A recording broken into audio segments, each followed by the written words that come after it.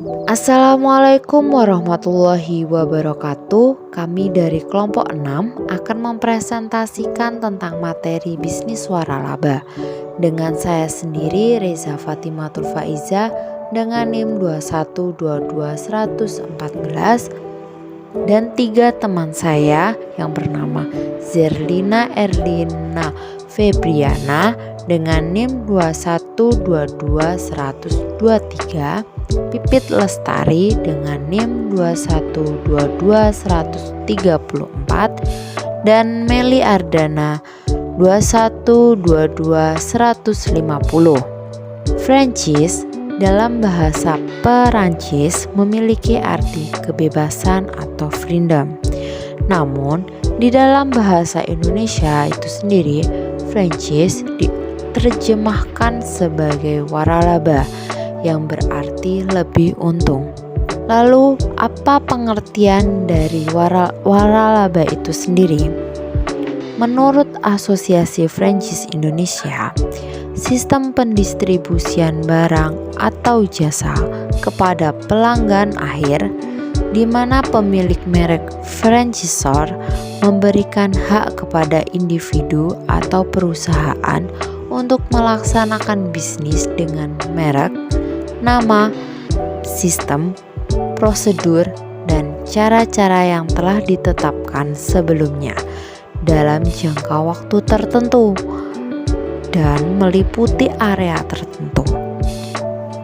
Terdapat pada pasal 1 angka 1 PP 42/2007 hak khusus yang dimiliki oleh orang perseorangan atau badan usaha terdapat sistem bisnis dengan ciri khas usaha dalam rangka memasarkan barang atau jasa yang telah terbukti berhasil dan dapat dimanfaatkan dan digunakan pihak lain berdasarkan perjanjian waralaba.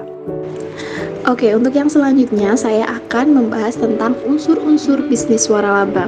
Jadi unsur-unsur bisnis waralaba itu dibagi menjadi beberapa aspek. Yang pertama adanya perjanjian atau perikatan. Jadi nanti antara terawalaba dan peralaba menggunakan perjanjian dengan surat perjanjian. Yang kedua ada kemitraan usaha. Yang ketiga ada izin lisensi atau haki. Yang keempat ada izin penggunaan sistem bisnis. Yang kelima kewajiban pemberi waralaba. Yang keenam ada biaya waralaba, franchise fee, dan royalty fee. Dan yang terakhir ada tergolong bidang bisnis atau perdagangan. Untuk yang selanjutnya saya akan membahas tentang istilah dalam waralaba. Jadi apa saja sih yang dalam waralaba itu bisa disebut apa saja. Yang pertama itu ada pemberi waralaba atau yang sering disebut dengan pewaralaba atau franchisor, yaitu orang perseorangan atau badan usaha yang memberikan hak untuk memanfaatkan atau menggunakan waralaba yang dimilikinya kepada penerima waralaba. Yang kedua ada penerima waralaba atau terwaralaba atau franchisee, yaitu orang perseorangan atau badan usaha yang memberikan hak oleh pemberi waralaba untuk memanfaatkan atau menggunakan waralaba yang dimilikinya pemberi waralaba. Dan yang ketiga ada pemberi waralaba lanjutan atau master franchise, yaitu penerima waralaba yang diberi hak oleh pemberi waralaba untuk menunjuk penerima waralaba lanjutan. Dalam pemberi waralaba terdapat beberapa jenis pemberi waralaba. Yang pertama, pemberi waralaba berasal dari luar negeri. Yang kedua, pemberi waralaba berasal dari dalam negeri. Yang ketiga, pemberi waralaba lanjutan berasal dari waralaba luar negeri. Dan yang terakhir, pemberi waralaba lanjutan berasal dari waralaba dalam negeri. Selain pemberi waralaba, terdapat juga penerima waralaba. Yang pertama, penerima waralaba berasal dari waralaba luar negeri. Yang kedua, penerima waralaba berasal dari waralaba dalam negeri. Yang ketiga, penerima waralaba lanjutan berasal dari waralaba luar negeri. Dan yang terakhir, penerima waralaba lanjutan berasal dari waralaba dalam negeri.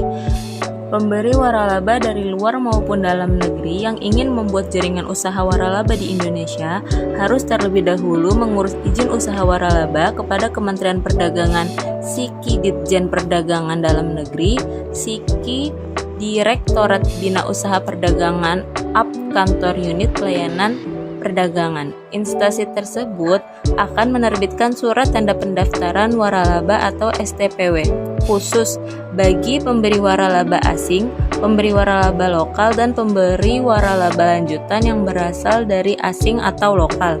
Untuk mendapatkan STWP, pemberi waralaba wajib mendaftarkan prospektus penawaran waralaba ke instansi Kementerian Perdagangan.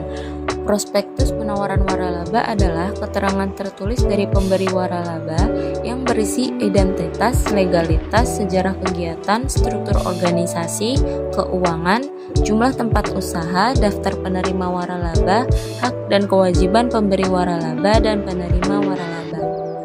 Penerima waralaba diwajibkan memiliki STPW dengan cara mendaftarkan perjanjian waralaba yang dibuat secara tertulis dengan pemberi waralaba kepada Dinas Perdagangan atau Kantor Pelayanan Terpadu satu pintu yang ada di kabupaten atau kota dan tidak harus ke Kementerian Perdagangan di Jakarta.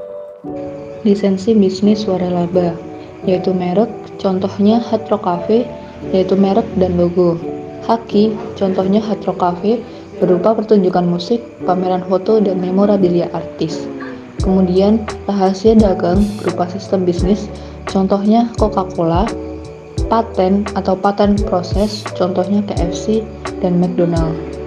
Kemandirian bisnis waralaba. Pihak pemberi bebas membuat perjanjian waralaba dengan pihak lain selama tidak melanggar perjanjian yang telah disepakati. Pihak penerima bertanggung jawab terhadap manajemen usaha berupa membayar gaji karyawan, membayar pajak, dan lain-lain, dan juga menciptakan kiat-kiat bisnis tertentu selama tidak bertentangan dengan perjanjian.